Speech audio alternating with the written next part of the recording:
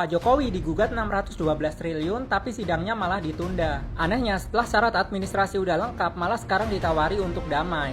Terus apa 20 orang penggugat itu mau damai dengan 8 orang tergugat? Karena masih waras dan tidak ingin kompromi dengan pengkhianat negara, mereka tidak ingin menggunakan jalur mediasi. Dan sidang pertama Pak Jokowi tanggal 10 Februari akan diselenggarakan di Pengadilan Negeri Jakarta Pusat. Kok bisa sih ngotot bawa-bawa nama Jokowi? Emang Jokowi salah apa? Ternyata ini karena Pak Jokowi membuat izin khusus untuk tanah musnah yang tenggelam di laut untuk keperluan reklamasi. Emang ada buktinya? Bukannya tanah musnah tidak boleh punya sertifikat seperti kata Menteri ATR BPN. Kan karena udah nggak ada fisiknya, maka itu masuk kategori tanah musnah. Nah, kalau masuk kategori tanah musnah, otomatis hak apapun di situ hilang.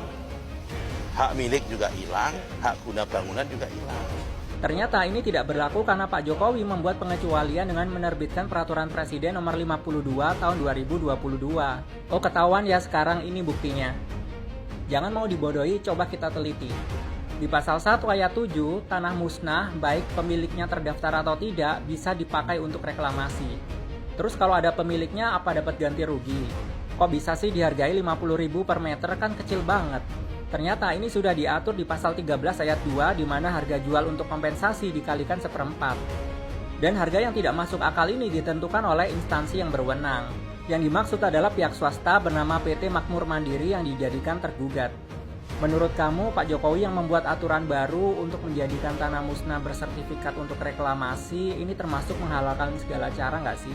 Laut dibagari bambu dan bersertifikat ternyata itu balas budi Pak Jokowi ke konglomerat. Tapi banyak yang nggak tahu fakta di belakangnya. Emang nanti ada yang beli, kan jauh dari kota. Dan pasti harganya lebih mahal karena harus diuruk pasir dulu. Ternyata semuanya sudah diatur oleh Pak Jokowi. Pertama, Pak Jokowi menawarkan lahan gratis. Kalau Bapak Ibu sekalian ada yang memerlukan lahan dengan jumlah yang sangat besar, akan saya carikan 50.000 hektar, meter persegi hektar. Penawaran itu untuk pengusaha siapapun yang mau membantu Pak Jokowi. Misalnya Pak Aguan membantu IKN demi menyelamatkan wajah Jokowi. Pak Aguan ini pemilik PIK 2 yang diberi izin proyek strategis nasional. PIK 2 ini sudah banyak mengusir warga dan memberikan kompensasi yang tidak layak untuk tanah Jakarta yang dihargai 50.000 per meter. Karena nggak puas dengan 1.700 hektar yang diizinkan, PIK 2 membangun di atas lahan 6.600 hektar dan mau menyerobot lahan lagi hingga 35.000 hektar sampai ke laut.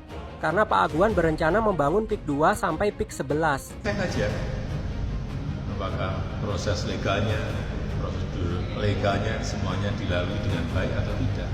Kalau pagar laut dipasang dari Agustus 2024 sepanjang 7 km, di September Pak Jokowi juga mengizinkan jual pasir untuk keperluan reklamasi. Jadi ini bukan kebetulan tapi direncanakan. Terus kenapa Pak Jokowi dan Pak Aguan ngotot banget bikin reklamasi? Kan di Indonesia nggak krisis tanah. Dan kenapa reklamasinya di Jakarta? Ternyata setelah didalami, video iklan PIK 2 berbahasa Mandarin. Jadi rumah di PIK 2 itu target utamanya adalah orang-orang dari negara Cina yang mau memulai bisnis di Indonesia dan tinggal di Jakarta. Ini sih bukan dijajah tapi menjajahkan diri. Pak Jokowi akhirnya digugat 612 triliun karena berizin PSN di PIK 2. Tapi bukannya bantuin Pak Jokowi, Pak Prabowo malah minta pagar laut PIK 2 dibongkar. Lah emang sekarang pecah kongsi Pak Prabowo dan Pak Jokowi? Kok lebih membela Said Didu daripada Aguan? Sebenarnya yang pecah kongsi itu Pak Jokowi dengan Pak Aguan sebagai pemilik PIK 2. Jadi setelah jagoan Pak Jokowi kalah di Pilkada Jakarta, Pak Aguan berani bocorin di interview Tempo kalau IKN itu tidak ada investor asingnya. Dan Pak Aguan yang menyumbang paling banyak merasa dirugikan Jokowi. Karena geram, akhirnya Pak Jokowi foto dengan Bos Lipo untuk menunjukkan kalau dia masih banyak pendukung dari 9 naga selain Pak Aguan. Terus kok bisa viral isu pagar laut ini? Ternyata ini karena Pak Khalid dan nelayan lain yang berani speak up. Karena pas presidennya Jokowi, nelayan selalu diteror oleh preman PIK 2. Dan langsung ditangkap polisi kalau berani menyebut nama Aguan. Gara-gara viral, saham PIK 2 dengan kode PANI langsung nyungsep 20%. Padahal kekayaan Pak Aguan sudah naik lebih dari 14.000% dari saham gorengan PANI dalam 3 tahun terakhir. Sementara itu, warga Tangerang, Jakarta, dan Serang sudah banyak yang digusur. Mereka terpaksa menjual tambak karena salinasi sungai sudah diuruk oleh pihak PIK 2 di area penyerobotan lahan yang meluas hingga 100.000 hektar. Masalahnya selain Pak Jokowi, Pak Aguan dan Pak Erlangga juga ikut digugat oleh 20 orang yang kebanyakan dari mantan kolonel TNI. Untuk membuat pembelaan, Pak Erlangga bilang PIK 2 tidak masuk PSN. Yang jadi PSN cuma ekowisata Tropical Coastline yang luasnya cuma 1.800 hektar. PIK 2 bukan PSN. PIK 2 tidak pernah jadi PSN. Menurut kamu cara ngelesnya Pak Erlangga gimana? Apa benar di Indonesia no viral no justice? Pak Jokowi dilaporkan ke KPK karena berikan izin PSN ke PIK 2. Kok berani banget Pak Said Didu melawan korporasi 9 naga? Emang backingannya siapa? Ternyata dia dapat dukungan langsung dari Pak Abraham Samad, mantan ketua KPK. Karena sebelum jadi aktivis lingkungan, dia merupakan mantan sekretaris BUMN dan komisaris PT Bukit Asam. Karena tidak sejalan dengan kebijakan Jokowi di bidang energi dan sumber daya alam, akhirnya di 2016 dia mundur dari jabatannya setelah menjadi pegawai negeri selama 30 tahun. Padahal di kabinet Jokowi, jabatan terakhirnya sudah menjadi staf khusus Kementerian ESDM. Pak Said Didu akhirnya sering viral karena membuat kritik tajam ke pemerintah. Dia sampai dilaporkan ke polisi karena membela korban PIK 2 di Tangerang. Tapi Pak Prabowo justru mendukungnya. Akhirnya demo menolak PSN PIK 2 ini kemarin memuncak di Desa Kronjo. Untungnya ada alat berat yang didatangkan ke desa itu untuk membantu warga mengeruk sungai yang diuruk tanah oleh pihak PIK 2 yang mengakibatkan kebanjiran di sana. Anehnya masih banyak warga yang mendukung PIK 2 karena dibayar Rp50.000 untuk melawan demo. Padahal udah jelas PIK 2 ini perusahaan yang merusak lingkungan laut dan sungai. Anehnya secara tiba-tiba ada kebakaran besar tanpa sebab di area pergudangan PIK 2. Kalau menurut kamu PIK 2 yang diberikan izin PSN oleh Jokowi ini termasuk apes nggak sih? Ya, memang jadi pertanyaan ya, kenapa Jokowi digugat terkait dengan PIK 2? Apa yang sebenarnya terjadi di sana sampai Jokowi juga ikut digugat ya? Nah, proyek Pantai Indah Kapuk atau PIK 2 sebagian ditetapkan sebagai proyek strategis nasional PSN dan kini menjadi pusat gugatan hukum yang melibatkan beberapa tokoh penting termasuk Presiden ke-7 Republik Indonesia Joko Widodo atau Jokowi. Gugatan perdata terhadap proyek PIK 2 terdaftar di Pengadilan Negeri PN Jakarta Pusat Jakpus dengan nomor perkara 754 PDT-G 2024 PN Jakarta Pusat. Gugatan ini diajukan oleh 20 penggugat termasuk 6 purnawirawan TNI berpangkat kolonel dan 1 purnawirawan berpangkat brigadir jenderal. Kasus hukum. Penggugat Ahmad Zohinuddin menyatakan bahwa gugatan ditunjukkan kepada 8 pihak termasuk Joko Widodo dan pengusaha besar seperti pendiri Agung Sedayu Group, Sugianto Kusuma alias Aguan.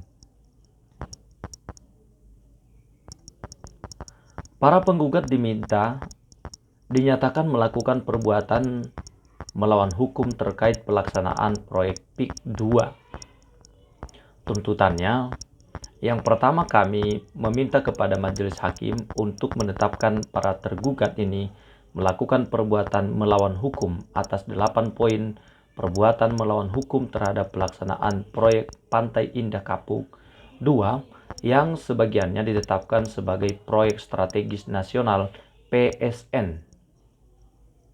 Siapa saja yang terlibat dalam gugatan itu?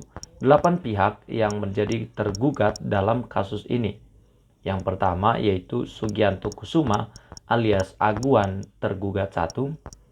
Kemudian Antoni Salim, CEO Salim Group tergugat 2, PT Pantai Indah Kapuk 2 Tbk tergugat 3, PT Kuku Mandiri Lestari tergugat 4. Kemudian tergugat 5 itu adalah Presiden ke-7 Joko Widodo. Jadi ada namanya juga di sini terkait dengan PIK 2 ini ya. Lalu yang ke-6 Erlangga Hartarto, Menteri Koordinator Bidang Ekonomi tergugat 5. Lalu itu tergugat 6. Lalu yang ke-7 adalah Surta Wijaya Ketua Abdesi tergugat 7. Lalu yang terakhir Maskota HJS. Nah, Kementerian Keuangan juga turut tergugat dalam gugatan ini. Penggugat menuntut penghentian proyek PIK 2 baik yang termasuk PSN maupun yang di luar PSN serta pembayaran ganti rugi sebesar 612 triliun. Tidak dibayarkan kepada kami tetapi dibayarkan kepada negara melalui Kementerian Keuangan RI. Nah, apa masalah lingkungan yang dihadapi terkait dengan proyek PSN di PIK 2? Memang sempat dibicarakan oleh Wakil Ketua DPR RI yaitu Yoris Raweai. Menurut Yoris, proyek PIK 2 disebut berdampak kepada kerusakan hutan lindung mangrove. Dia menyoroti bahwa dari total 1.700 hektar kawasan mangrove di lokasi tersebut hanya tersisa 91 hektar, jadi tergerus banyak ya.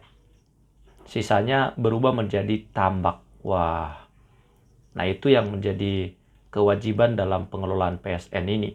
Pertama, dia harus bisa mengembalikan itu minimal 500 hektar jadi hutan mangrove, kata Yeris. Lalu, selain itu Menteri ATR dan BPN Nusron Wahid mengungkapkan bahwa sebagian besar kawasan proyek masih masuk dalam status hutan lindung. Hingga kini belum ada perubahan status menjadi area penggunaan lain APL. Nusron menegaskan bahwa ketidaksesuaian dengan rencana tata ruang wilayah RT/RW menjadi kendala utama dalam legalisasi proyek ini. Hutan lindung itu sampai hari ini belum ada penurunan status dari hutan lindung menjadi hutan konversi, kata Nusron. Kenapa? Karena yang sisanya 200 hektar itu untuk kawasan-kawasan pertanian, pangan yang keberlanjutan. Jadi kami akan mengkaji.